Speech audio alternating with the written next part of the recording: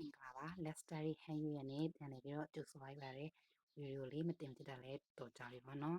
ကဲပါအဲ့ဆိုအခန်းခွင်ရဲ့ရှင်းစုကိုကြည့်ကြည့်ရအောင်给给了一礼物书西安山和无花鲜花无安万特一体问题个傲告诉告诉某一秘咕咕咕咕咕咕咕咕，是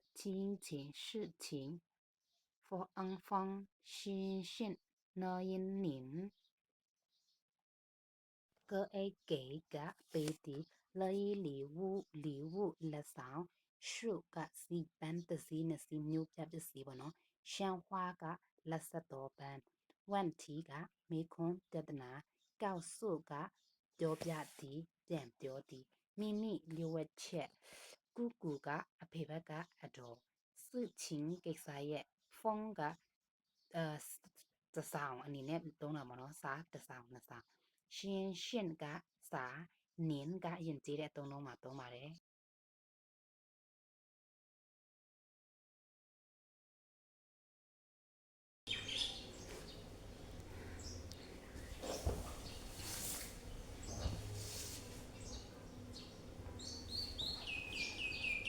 生死故而知之一在昂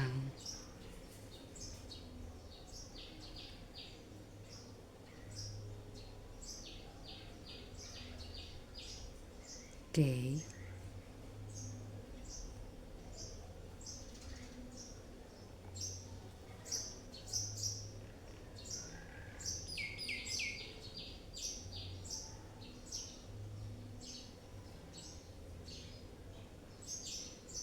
礼物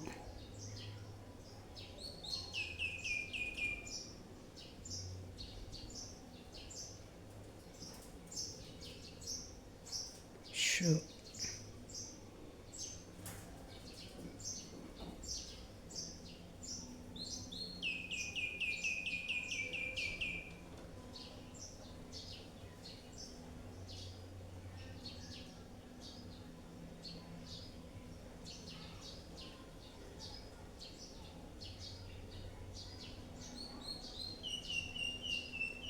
鲜花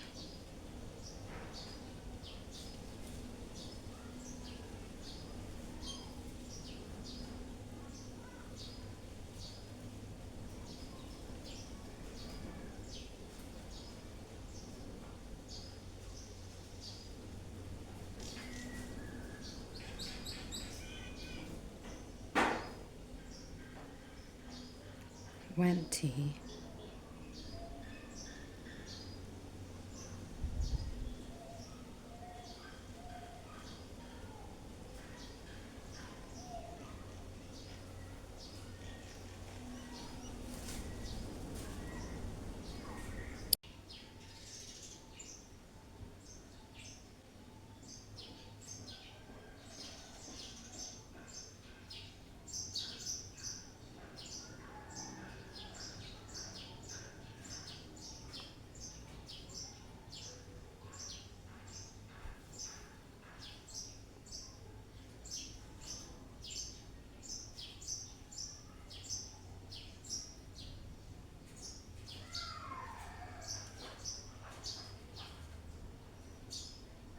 秘密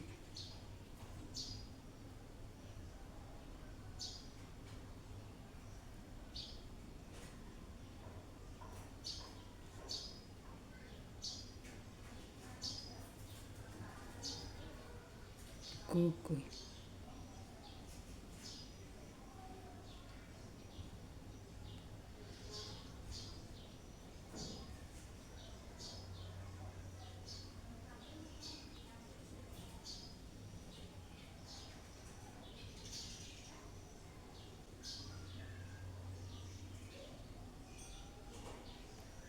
事情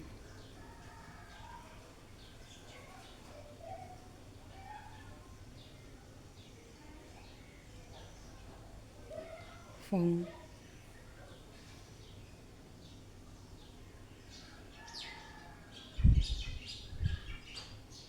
信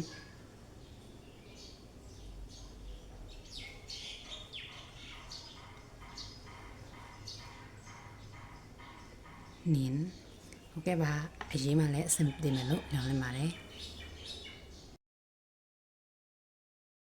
我给妈妈一件礼物ကျွန်တော်အမေကိုလက်ဆောင်တစ်ခုပေးတယ်ရွှေတွေ့စ我ကြောက်ကိုတင်ကြမယ်爸爸给妈妈一件礼物အဖေကအမေကိုလက်ဆောင်တစ်ခုပေးတယ်ဒီနေရာမှာလက်ဆောင်တစ်ခုကိုရည်ချက်နဲ့ရည်တွက်တယ်我们给老师艺术鲜花ကျွန်တော်တို့ကဆရာမကိုလက်ဆက်တဲ့ပန်းတစ်စီးပေးတယ်ဒီနေရာမှာပန်းကို艺术တစ်စီးရှုနဲ့ရည်တွက်တယ်နော်我问老师一个问题ကျွန်တော်ကဆရာမကိုမေးခွန်းတစ်ခုမေးတယ်မေးခွန်းတစ်ခုမေးခွန်းတစ်ပုတ်ဆိုရင်一个နဲ့တွက်တဲ့ပြောတယ်ပေါ့နော်他问我今天星期几သူကကျွန်တော်ကိုဒီနေ့ဗာနေ့လဲလို့မေးတယ်他告诉我一个秘密သူကျွန်တော်ကိုလျှို့ဝှက်ချက်တစ်ခုပြောပြတယ်လျှို့ဝှက်ချက်တင်မှာ一个နဲ့ရေးတွက်တဲ့ပြောတယ်姑姑告诉我一件事情အတော်ကကျွန်တော်ကိုကိစ္စရက်တစ်ခုပြောပြတယ်ဒီနေရာမှာကိစ္စရက်ကိုရည်ချက်နဲ့ပြောရပါတော့我给妈妈一件礼物ကျွန်တော်အမေကိုလက်ဆောင်တစ်ခုပေးတယ်今天用中文课ဒီနေ့ကတရုတ်စာတန်းရှိတယ်老师叫同学们三个ဟဲ့ဆရာမကကျောင်းသားတွေကိုဟန်စသုံးလုံးတင်ပေးတယ်ဒီနေရာမှာဟန်စကိုကနဲ့ရတွတ်တယ်ပေါ့နော်晚上ညမှာ小明给妈妈一封信小明ကအမေကိုစာတစ်စောင်ပေးတယ်他对妈妈说သူကအမေမေကိုပြောတယ်妈妈妹妹这是我给你的礼物ဒီကကျွန်တော်အမေကိုပေးတဲ့လက်ဆောင်ဒီနေရာမှာနင်ကယဉ်ကျေးတဲ့အသုံးလုံးနဲ့အသုံးထားပါတော့风向用三个汉字စာထဲမှာဟန်စစ်သုံးလုံးရှိတယ်တရုတ်စလုံးသုံးလုံးရှိရပါတော့我爱你ကျွန်တော်နင့်ကိုချစ်တယ်ဟုတ်ကဲ့ပါဒီအခန်းလေးအဆင်ပြေမယ်လို့ညွှန်လင်းပါတယ်再见